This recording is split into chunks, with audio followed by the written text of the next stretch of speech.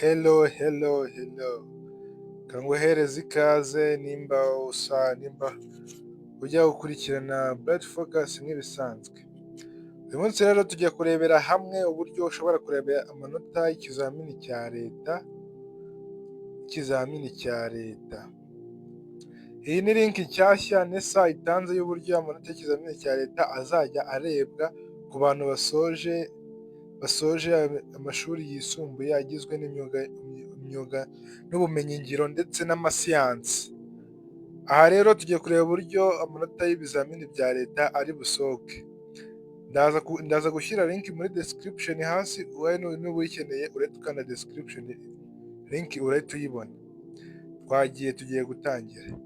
Ngira ngo hano urayibona, link ni secondary.sdms.gov.rw. Iyo niyo link rero bari gutanga rero. Ngira ngo urabizi rero ukuntu iyi link ikora. Uramanukamo hano uzamuke. Hano rero tubona ordinary level cyangwa advanced level. Uretse ukanda hano kuri advanced level. Nimara gukanda advanced level uramanuka hano kuri national examination result. Urintaringamo index. Okay, kadukoreshe index yanjye. Index yanjye ni njye nakoze 23 ni 51,06,13 P. Urabyandika iyi combination, uraza kuyandika mu nyuguti nkuru PL B, nagize wandikemo nimero cyangwa kode y'umunyeshuri, nimero y'umunyeshuri. Nurangiza wandikemo umwaka wakoreyemo. Ubwo ngewe ndandikaho 2023 kuko nibwo nakoze. Hano ni ugushyiramo national ID.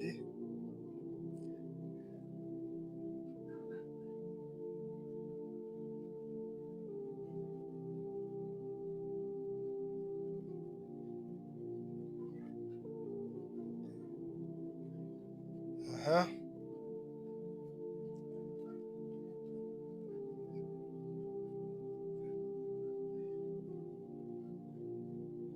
Hano numara kubishyiramo byose rero tuza hano kuri get result. Ngira ngo urabibona yuko result zitaziza neza 5/5.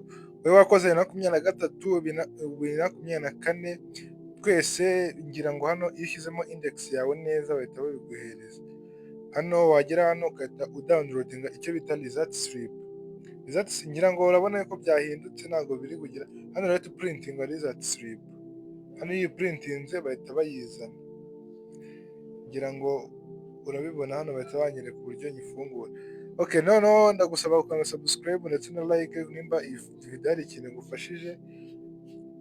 Naje nshyire muri description link ya nyayo uko imeze. Sawa, turi